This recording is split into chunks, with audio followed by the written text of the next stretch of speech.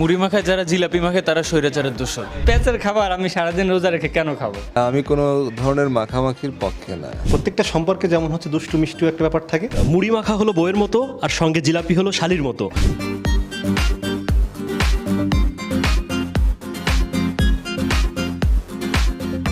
আপনার মুড়ি মাখায় কি জিলাপি আছে? আপনি মুড়ি মাখায় জিলাপির পক্ষে না বিপক্ষে?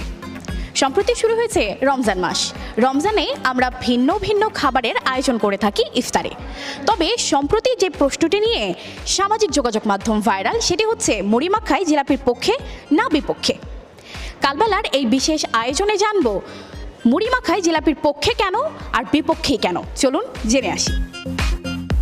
স্যান্ডেলিনা সো, রূপচর্চায় আভিজাত্য।